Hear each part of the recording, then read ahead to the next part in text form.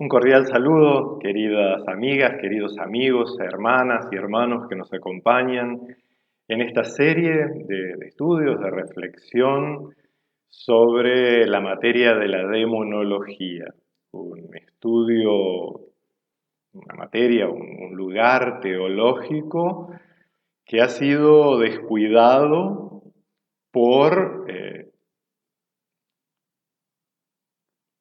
simple tentación del espectáculo. Teólogos y teólogas, vamos a calificarlos de serios, más académicos, han dejado de lado el estudio de la demonología por considerarlo un tema menor, un tema lateral, un tema que no hacía al centro del interés teológico. Y por otro lado, personas amarillistas, sensacionalistas, que han llevado la demonología a niveles ridículos. Quería buscar una palabra un poquito más suave, un poquito más diplomática, pero lo cierto es que con sus elucubraciones solo caen en el ridículo. Pues tanto un extremo como el otro son una negligencia de un tema teológico que hace al entendimiento y sobre todo a la vivencia cotidiana de la fe y al testimonio vital y diario de la fe. El tópico que vamos a tratar hoy va a ser tal vez escandaloso, tal vez rechazado, discutido, y también la posibilidad de ignorado, dejado de lado, ridiculizado por más de uno, más de una. El tema de hoy es el central, ¿sí? Podemos ser poseídos por demonios, podemos ser atacados por espíritus malos, podemos ser llevados a la muerte por estos espíritus, y vamos a buscar las respuestas, como hemos estado haciendo, en la palabra de Dios, en la reflexión y tradición teológica en la historia de la Iglesia y en la experiencia pastoral, en la acción, en el cuidado de las almas que la Iglesia ha llevado durante sus 2 milenios de existencia. Una respuesta tal vez muy enfática y que probablemente sea considerada apresurada a la pregunta: ¿pueden Satanás y los demonios poseer a las personas hoy en día? Digo, rápida, escueta, tal vez simplista. La respuesta es no. Y, entonces, ¿qué? ¿Ya no hay demonios? ¿Ya no hay malos espíritus? ¿En qué quedan los estudios anteriores que hemos estado haciendo juntos, ¿no? ¿Por qué esta respuesta tan rápida, tan enfática, tan directa, tan tal vez decepcionante para algunas personas? Que es no, Satanás y los demonios no pueden poseer a las personas. Y dicho sea de paso, nunca pudieron. Vamos a ir desilvanando esta respuesta. Lo primero, los malos espíritus, los espíritus engañadores, Satanás y sus huestes, como lo queramos llamar, son, en principio, criaturas, son seres creados, no son todopoderosos, no son omniscientes, no son omnipresentes, no tienen ninguna característica divina, ningún atributo divino. La mitología tan en boga en nuestro medio de pintar a Satanás y a sus seguidores, a sus ángeles, que ya aclaramos en el primer estudio, primer encuentro que tuvimos, ya aclaramos qué significa realmente esto Satanás y sus ángeles. Pero estos emisarios, estos practicantes de las obras del demonio, ponerlos como enemigos, como adversarios de Dios, es una traspolación del dualismo babilónico que entiende el universo como una confrontación, un equilibrio de dos fuerzas, el bien y el mal, que son igualmente poderosas y que se van equilibrando en una lucha eterna, que van luchando por el universo, por todo lo creado y especialmente por las almas de los hombres y mujeres. Pues bien, esta es una visión pagana, lisa y llanamente, ¿sí? Satanás y sus emisarios son seres creados, no tienen ningún poder, no tienen ningún atributo divino. Y por lo tanto, no pueden, es imposible, siempre lo fue, no pueden seducir, atacar o poseer a los seres humanos de manera directa. Por eso la respuesta primera, enfática, absoluta es no. Ahora vamos a temperar por qué pasan ciertas cosas. Entonces, la respuesta es no porque ni Satanás ni los que practican sus obras son Dios. Lisa y llanamente. Entonces no pueden ni seducir, ni atacar, ni poseer a las personas. De manera directa, enfática. O sea, no puede esta mañana decir Satanás, hoy voy a poseer a tal individuo, ¡oh! Me voy adentro, y ahí está endemoniado haciendo esas voces raras y cosas. Si bien hay manifestaciones espirituales, gran parte de estas manifestaciones más espectaculares son una imitación de escenas de cine y no verdaderas manifestaciones espirituales. Tal vez más de uno ya se sienta escandalizado con esto, pero es lo cierto. Podría contarles una anécdota muy simple para ilustrar esto. Hace muchísimos años, aunque me veo joven y bonito, hace muchísimos años, siendo yo vamos a decir, estaba haciendo mi pasantía pastoral en la ciudad de Buenos Aires.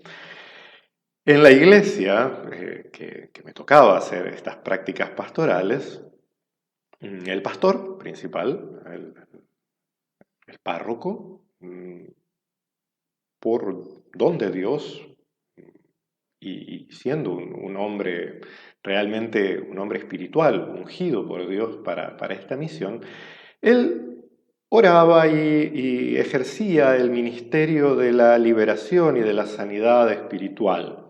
Y muchas veces he visto de primera mano, sin lugar a duda, manifestaciones espirituales de personas seducidas, atacadas y hasta poseídas por espíritus engañadores, por demonios. Pero había un caso particular, una señora que hablaba y en cada una de estas reuniones de oración manifestaba de manera muy espectacular, con voces extrañas y movimientos muy raros de su cuerpo, que constantemente manifestaba. Y indagando, de vuelta para alguno tal vez resultará ofensivo lo que voy a decir, pero esta señora, su carencia real era de contacto físico, y dado que los asistentes de este pastor cristiano que ejercía este ministerio eran hombres fornidos, dado que las manifestaciones eran muy de show de Hollywood, esta señora lo que quería era ser tocada por hombres, ¿no? Entonces, muchas de las manifestaciones cinematográficas son eso, imitación de movimientos cinematográficos. Probablemente, y agradecería si lo hiciera algún hermano o hermana con experiencia en la liberación espiritual, que pudiera contarnos sus experiencias aquí abajo en los comentarios, para ilustrarnos cómo realmente son las manifestaciones espirituales, que no siempre, y es más, las más profundas, definitivamente, ni manifestaciones podríamos llamarlos, porque el mismo Satanás se viste como ángel de luz.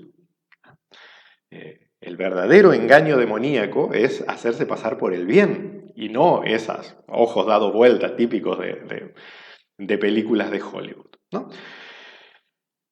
¿Por qué sucede esto? Bien, primera, no puede ser un ataque directo porque Satanás y sus emisarios son seres creados, pero sí puede ser indirecto, como hablábamos en el estudio anterior.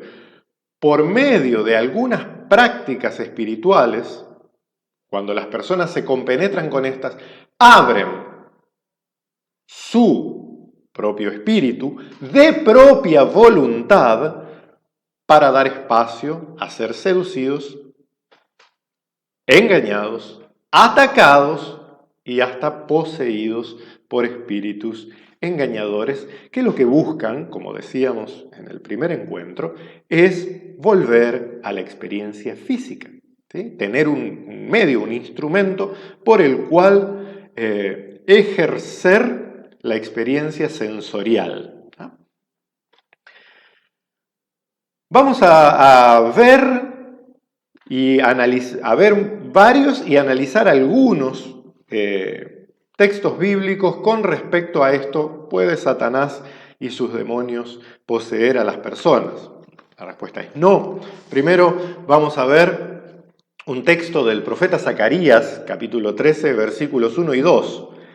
En aquel día se abrirá un manantial para que en él puedan lavar sus pecados y su impureza los descendientes de David y los habitantes de Jerusalén. Y en todo este país destruiré hasta los nombres de los ídolos para que no sigan siendo invocados, y también quitaré del país a los profetas y a todo espíritu impuro. Yo, el Señor, doy mi palabra. Es un texto profético, con imágenes, pero básicamente, ¿qué es lo que dice? Vendrá un Redentor y desde Jerusalén saldrá un agua viva que lavará toda maldad, toda inmundicia, y por medio de este manantial que es Cristo serán limpiados la invocación, la predicación y la influencia de espíritus inmundos. También podemos ver en el último libro de la Biblia, Apocalipsis, capítulo 20, versículos 2 y 3. Recordemos que Apocalipsis es un libro de imágenes, un libro simbólico, y no tenemos que andar contando numeritos ni contándole los pelos del trasero del dragón, porque no es este el mensaje. El mensaje de Apocalipsis es: Cristo ha vencido. Vivimos en la era en la que Cristo es victorioso. Cristo ya murió, resucitó y vive. Entonces Apocalipsis, versículos 2 y 3 dice: este ángel sujetó al dragón, aquella serpiente antigua, que es el diablo y Satanás, y lo encadenó por 1000 años. Lo arrojó al abismo, donde lo encerró, y puso un sello sobre la puerta para que no engañara a las naciones hasta que pasaran los 1000 años, al cabo de los cuales habrá de ser soltado un poco de tiempo.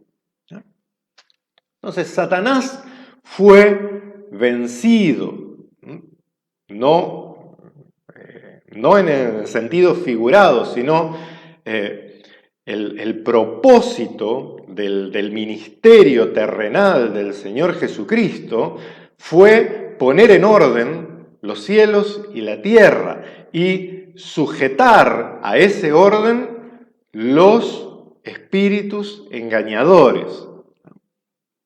Por lo tanto, la redención ya ha sido efectuada, ¿sí? El acta, diría el apóstol Pablo, el acta de deuda que existía contra nosotros ya fue clavado en la cruz, ya no más existe.